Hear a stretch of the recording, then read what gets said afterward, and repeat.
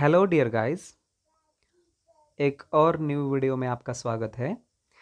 और इस वीडियो में आप लोग देखने वाले हो अबाउट इम्यूनिटी। ओके, तो हम लोग यहाँ पर देखने वाले हैं इम्यूनिटी के बारे में। तो क्या होती है ये इम्यूनिटी? हर दिन हम बहुत सारे पैथोजेंस को एक्सपोज होते हैं। बहुत सारे वायरसेस, बहुत सारे बैक्टीरिया ओके हमारे आजू बाजू में होते हैं और वो हमारे बॉडी में आते हैं हर दिन। ओके, और हर दिन हमारे बॉडी में आने के बावजूद भी हम लोग बीमार नहीं गिरते, हमें डिजीज़ नहीं होता, डिजीजेज नहीं होते। इसके पीछे क्या रीज़न होता है ना? कि हमेशा पैथोजेंस हमारे बॉडी में आने के बाद भी हम बीमार नहीं गिरते, कभी कभार हम बीमार गिर जाते हैं। तो इसके पीछे क्या रीज़न है कि हम बार बार बीमार नहीं गिरते हमारे बॉडी में पैथोजेंस आने के बाद भी? तो हमें बचाती है यहाँ पर वो है immune system. Okay, immune system. तो इम्यून सिस्टम एक ऐसी सिस्टम है जो कि डिजीज़ होने से हमें बचाती है। और इम्यूनिटी क्या है मेरे दोस्तों? तो suppose that this is the individual, ये कोई इंडिविजुअल है और ये जो बाहर के जो है वो पैथोजेंस है। Suppose that this are the pathogens. तो ये पैथोजेंस उसके बॉडी में आ रहे हैं और उसके बॉडी में आने के बाद भी ये जो इंडिविजुअल है वो बीमार नहीं गिर रहा है, क्योंकि इसकी जो इम्यून सिस्टम है, ये इसको हम कहते हैं होस्ट। ये जो ऑर्गेनिज्म है इसको होस्ट कहते हैं, एनिमल को होस्ट कहते हैं। तो ये होस्ट की जो इम्यून सिस्टम है वो क्या करती है? ये पैथोजेंस के अगेंस्ट क्या करती है? रेजिस्टेंस प्रोड्यूस करती है। The immune system of this host, it produces resistance against this pathogens and this resistance is the immunity. और उस रेजिस्टेंस को हम क्या कहते हैं? इम्यूनिटी कहते हैं। और ड्यू टू दिस रेजिस्टेंस हम पैथोजेंस को एक्सपोज होने के बावजूद भी बहुत बार बीमार नहीं गिरते। ओके, तो ये जो यहाँ पर मैंने दिखाया है आप लोग देख सकते हो। Okay, just wait minute. यहाँ पर आप लोग देख सकते हो कि मैंने दिखाया है ये पैथोजेंस है। पैथोजेंस इस होस्ट के बॉडी में आते हैं और ये होस्ट है। होस्ट के बॉडी में आने के बाद पैथोजेंस क्या करते हैं? होस्ट को इंजरी कॉज कर सकते हैं। और इंजरी कॉज करने के बाद या फिर इन्फेक्शन कॉज करने के बाद ये होस्ट की जो बॉडी है वो क्या करती है? It shows the resistance against this pathogens. Okay, तो ये जो रेजिस्टेंस दिखा रही है उस रेजिस्टेंस को हम क्या कहते हैं? इम्यूनिटी कहते हैं। So this is the immunity. Okay, now next to this.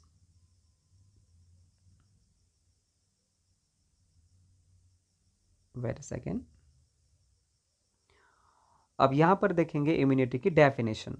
आप लोग देख सकते हो इम्यूनिटी क्या है? The resistance exhibited by the host. Host ने जो रेजिस्टेंस एग्जिबिट किया है, okay, towards injury. Okay, towards injury. लेकिन वो इंजरी किसने कॉज की? बाय पैथोजेंस और by the products of the pathogens. तो ये डेफिनेशन हमने अभी ऑलरेडी देखी है। Okay, so this is the definition of the immunity. अब उसके बाद हम लोग देखने वाले हैं दोस्तों टाइप्स ऑफ इम्यूनिटी। इम्यूनिटी के types. Okay, let's see over here. ये जो इम्यूनिटी है दोस्तों, ये इम्यूनिटी के दो टाइप्स होते हैं बेसिकली। ओके, जो पहली टाइप है वो है इनेट इम्यूनिटी। पहली टाइप है इनेट इम्यूनिटी और दूसरी टाइप है acquired immunity. Okay, so these are the two types of the immunities. Immunity के ये दो टाइप्स है। ओके, तो हम लोग सबसे पहले यहाँ पर देखेंगे इनेट इम्यूनिटी के बारे में शॉर्ट में, क्योंकि इस लेक्चर में हम एक्वायर्ड इम्यूनिटी देखने वाले हैं। सो इनेट इम्यूनिटी के बारे में शॉर्ट में मैं आपको बताऊंगा। इनेट इम्यूनिटी को ही नॉन स्पेसिफिक इम्यूनिटी भी कहा जाता है। It is also called as non specific immunity और it is also called as inborn immunity.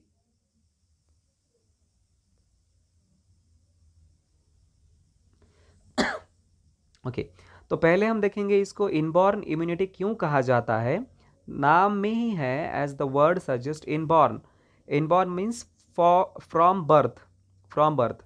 तो ये इम्यूनिटी हम लोगों में बर्थ से ही होती है, जब हमारा जन्म होता है, ओके, तब से ही ये इम्यूनिटी हमें पाई जाती है। तो इसको उसलिए इनबॉर्न इम्यूनिटी कहा जाता है।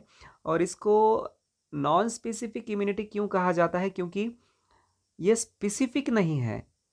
अब ये स्पेसिफिक और नॉन स्पेसिफिक में डिफरेंस क्या है? तो समझो ये एक पर्टिकुलर पैथोजन है, ओके, और ये पैथोजन ने अगर हमारे बॉडी के अंदर एंट्री कर ली, तो हमारी बॉडी क्या करती है कि इसको स्पेसिफिकली मार सकती है, इसको आइडेंटिफाई करके, ओके। तो इसको स्पेसिफिक इम्यूनिटी कहेंगे हम। और नॉन स्पेसिफिक में क्या है कि इसको स्पेसिफिक तरीके से नहीं मारा जाता, वो नॉन स्पेसिफिक है, ओके। इसका मतलब बहुत सारे पैथोजेंस आएंगे अलग अलग प्रकार के, और उनको मारने के लिए कोई फिक्स तरीका नहीं है हमारे बॉडी के पास, तो वो नॉन स्पेसिफिक इम्यूनिटी में आता है या फिर इन्नेट इम्यूनिटी में आता है, ओके। तो जन्म से जो इम्यूनिटी हमारे बॉडी में पाई जाती है वो है इन्नेट इम्यूनिटी, ओके। अब दूसरी इम्यूनिटी हम देखने वाले हैं, ओके, वो है एक्वायर्ड इम्यूनिटी।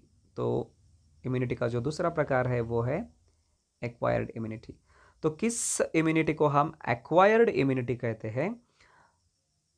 जहां ये जो वर्ड दिया है, ये वर्ड में ही बताया है आपको एक्वायर्ड का मीनिंग क्या है, गेन करना, ओके, गेन करना।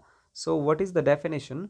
The resistance gained by individual और the resistance that is derived by the individual during life, है ना, is known as acquired immunity.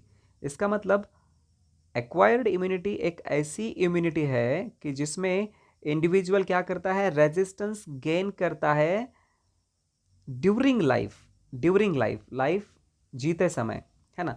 जैसे कि अभी हमने इन्नेट इम्यूनिटी में देखा कि जो इम्यूनिटी हम में जन्मजात है, इनबॉर्न है, जब से हम पैदा हुए तब से है, वो इन्नेट इम्यूनिटी है।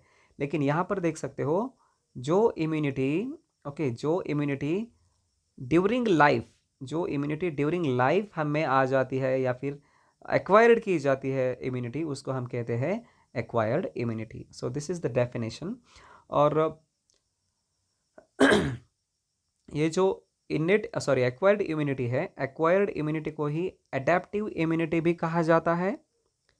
तो एक्वायर्ड इम्यूनिटी को एडेप्टिव इम्यूनिटी क्यों कहा जाता है? क्योंकि ये लाइफ जीते समय एडाप्ट की वाली इम्यूनिटी है ना। तो लाइफ जीते समय या फिर ड्यूरिंग लाइफ हमारे बॉडी में अलग अलग प्रकार के पैथोजेंस आते हैं, और फिर बॉडी को पता चलता है कि इसको इस प्रकार हम किल कर सकते हैं, या फिर इसको पहली बार ऐसे मारा था, अभी भी उसको वैसे ही मारना है। तो ये अडेप्ट हो जाती है बॉडी, ओके।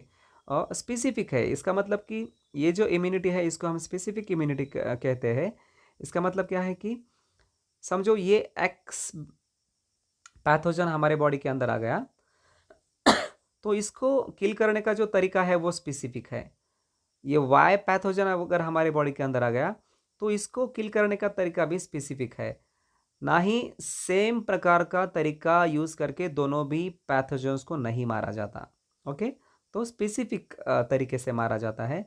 अलग अलग प्रकार के पैथोजेंस आने के बाद उनको सेम तरह से नहीं मारा जाता या फिर सेम तरीके से नहीं मारा जाता, okay.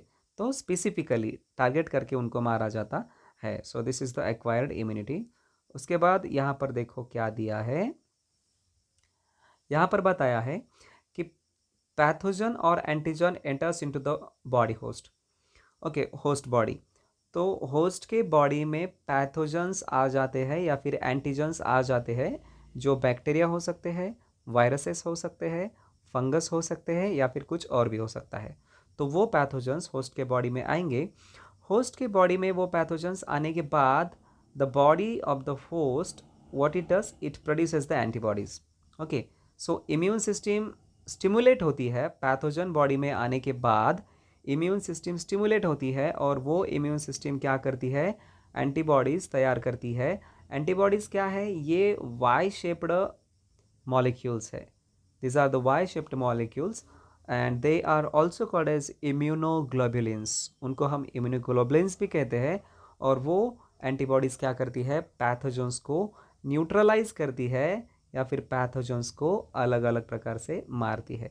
So there are various types of antibodies produced in our body by our immune system. Okay, so कौन से प्रकार है वो भी हम आगे जाके देखने वाले हैं। उसके आगे the features of acquired immunity.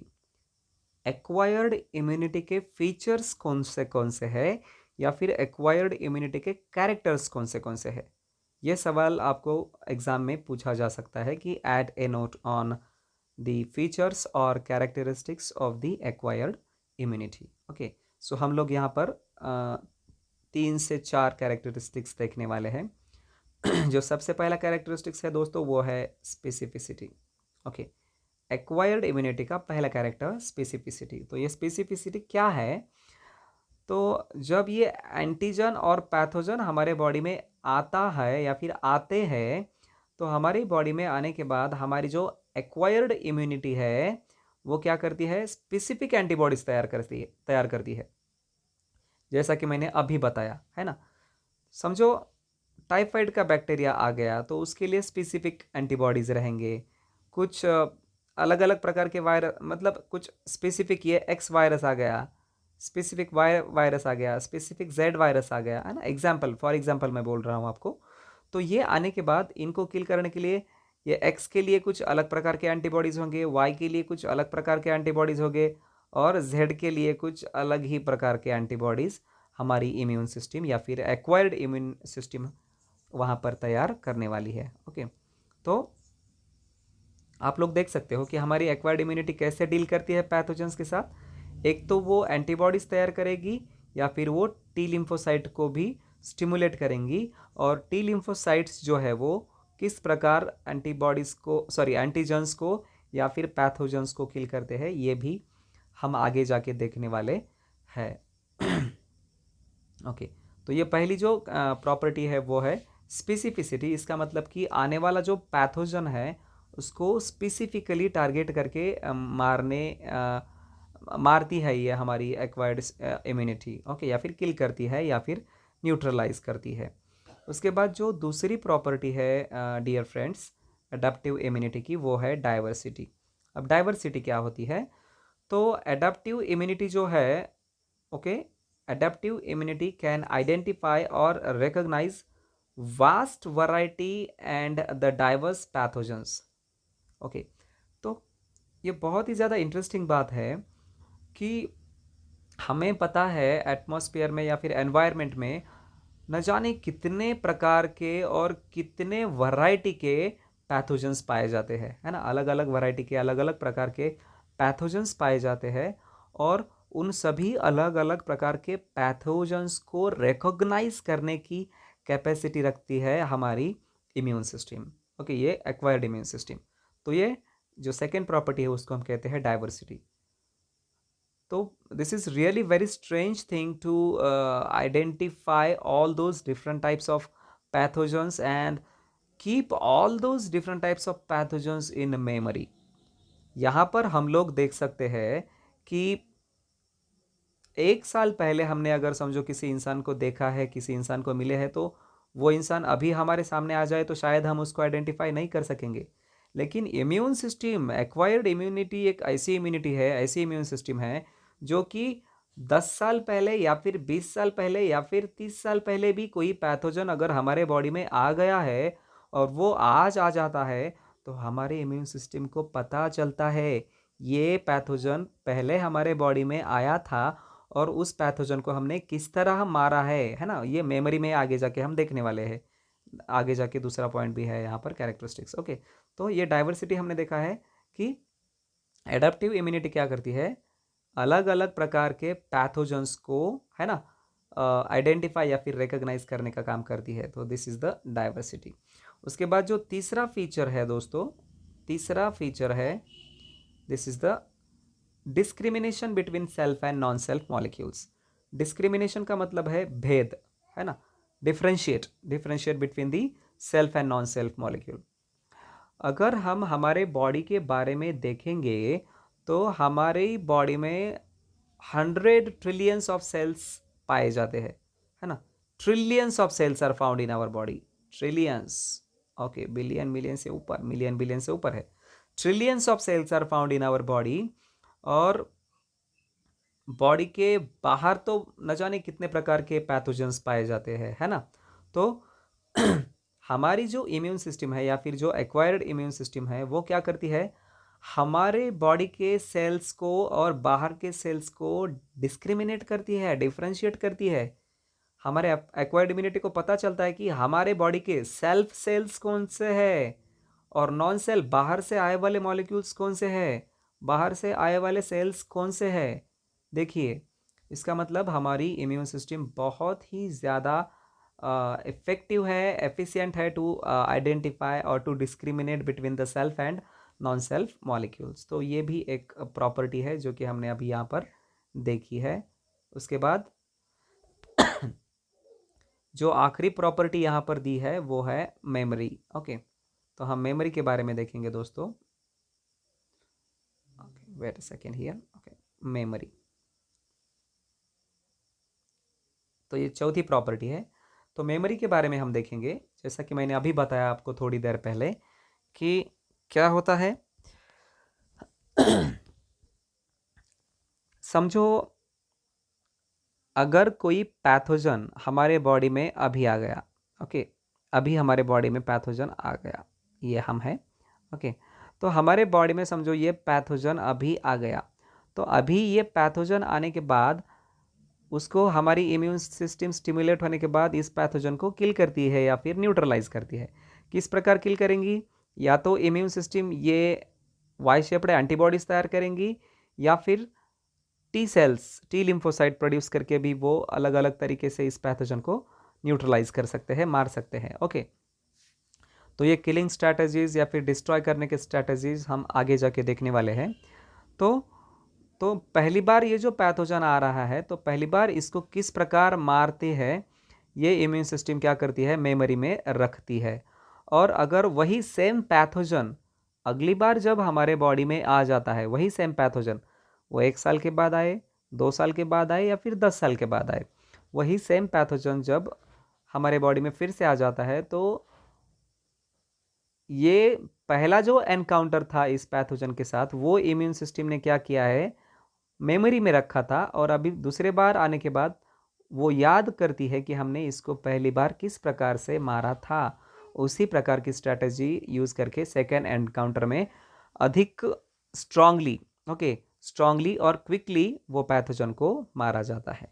तो वही बात यहाँ पर हमने क्या की है, इलिस्ट्रेट की है, मैं आप लोगों को दिखाता हूँ।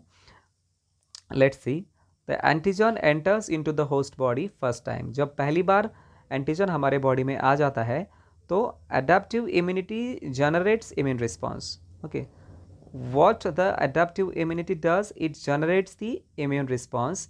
और ये इम्यून रिस्पॉन्स जनरेट करने के बाद क्या होता है, okay, what happens over here, okay, फिर वो जो इन्वेडर है, वो जो पैथोजन है, उसको रिमूव करते हैं। हमारी इम्यून सिस्टम रिमूव करती है या फिर न्यूट्रलाइज करती है, किल करती है। ओके, तो ये जो पहली बार जो पैथोजन आ गया और पहली बार पैथोजन आने के बाद उसको हमारी इम्यून सिस्टम ने किल किया, न्यूट्रलाइज किया, तो इसको कहते हैं first encounter. Okay, first encounter और फर्स्ट विजिट। ओके, तो ये जो फर्स्ट एनकाउंटर है दोस्तों, ये फर्स्ट एनकाउंटर हमारी जो इम्यून सिस्टम है वो मेमोरी में रखती है। Okay, it retains that encounter in the memory. Okay, the first encounter retains in the memory by the immune system. यहाँ पर लिखना रहेगा it is kept in the memory और it is retained in the memory. Okay, तो ये memory में रख दिया हमारी एडेप्टिव इम्यून सिस्टम ने। उसके बाद क्या होता है, ओके, जब second time when the same pathogen enters into the body second time, वही सेम पैथोजन अगर हमारे बॉडी में सेकेंड टाइम आ जाता है तो उस पैथोजन को, ओके, यहाँ पर दिया है, उस पैथोजन को क्विकली मारा जाता है और स्ट्रांगली रिस्पॉन्स दिया जाता है। Okay, that pathogen when it again comes in our body, okay, at that time the response given by our immune system is much quicker and much stronger. Okay, तो ये पहले मेमोरी में रखा था, इसलिए बहुत ज़्यादा क्विकली और स्ट्रांगली यहाँ पर रिस्पॉन्स दिया है हमारी इम्यून सिस्टम ने। तो डियर स्टूडेंट्स, हम लोगों ने यहाँ पर देखा है the features of the adaptive immunity और एक्वायर्ड इम्यूनिटी। अगले लेक्चर में हम देखने वाले हैं इसी चैप्टर का अगला पार्ट। सो तब तक के लिए गुड बाय। अगर आप लोगों को ये वीडियो पसंद आ जाता है तो don't forget to like and comment on the video. Thank you very much and we will meet in next video.